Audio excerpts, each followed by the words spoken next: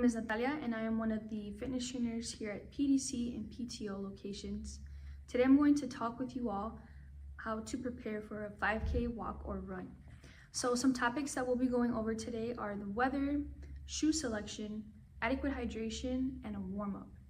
So to begin, the weather will definitely dictate the type of clothing that you'll be wearing the day of your 5K. You want to make sure that you have clothes that help regulate body temperature, keep you warm, but also keep you dry.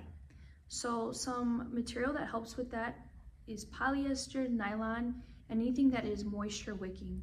Moisture wicking clothing help keep the perspiration away from the skin and at the surface of the clothing while still keeping you dry.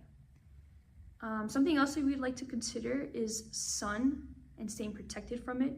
So even on cloudy days, UV rays are able to penetrate through the clouds. So you want to make sure that you are wearing sunscreen on areas that are exposed to the sun. And if you prefer not to wear sunscreen on your arms, I recommend wearing long sleeve shirts or long sleeve pants. You want to make sure that your clothing is lightweight as well, because as you start to walk or run, your body will warm up. And so if you're wearing too many layers, you can get warm too fast, causing you to lose more sweat than normal.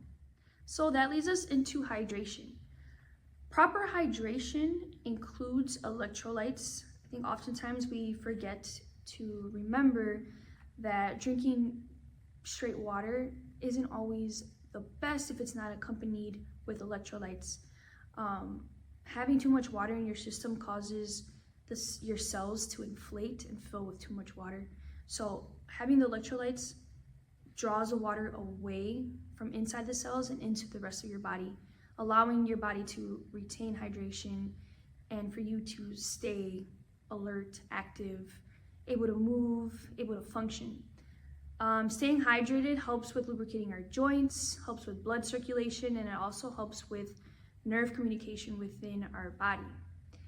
So you want to make sure that you're drinking water and electrolytes or a sports drink at least 30 to 90 minutes before your run, but you also want to be drinking a couple days before your run.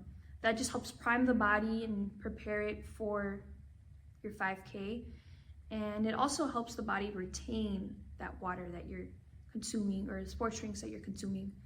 I will say drinking electrolytes with your water is the better option than choosing sports drinks. Oftentimes sports drinks have less than 200 milligrams of sodium, which is not enough for your body to retain the hydration.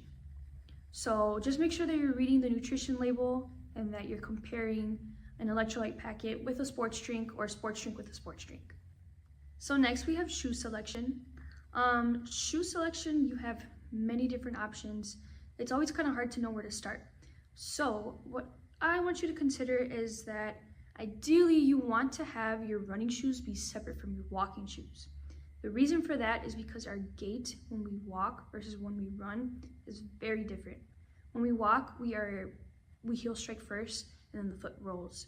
However, when we run, you can be one of three strikers, or you can also be a combination.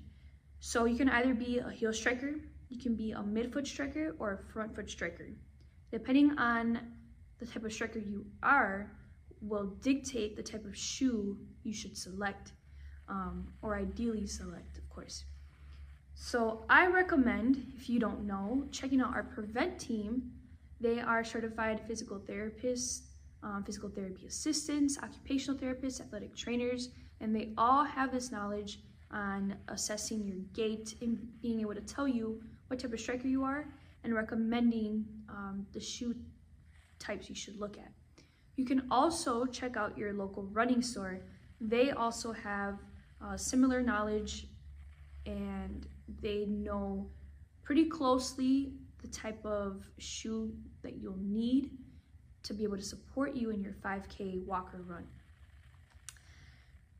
Lastly, I want to discuss with you all warm up. And out of all these things, this is probably the one that's, well, one of the two, I would say, along with hydration, that tends to be forgotten or ignored.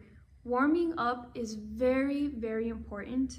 It allows your body to wake up, the joints to be lubricated, your muscles to be primed, and all this will help you perform better during your 5K. So I actually prepared a 5K warm-up video. Check that out, give it a look. If it's something that, if there are some things that apply to you, please take what you like. However, if you want to try warming up a different way, you definitely can. There are many ways to warm up, but the few things that I want you to remember is that you want to focus on ankles, knees, and hips. Whether you're walking or running, we're still putting some sort of stress on our body. So you want to make sure that you're warming up those 3 main joints and warming up the muscles that surround those joints. So doing core exercises, or let's say you have hip issues, definitely focus on warming up your hips, doing some mobility exercises, stretching, muscle activation exercises. All of those things are very important to help you prepare for your 5K so that you can perform optimally and perform without any pain. All right, thank you so much for listening to this video. If you have any questions, please feel free to leave your questions in the comments or email us at hd-fitnesstrainers@harleydavidson.com. Thank you so much.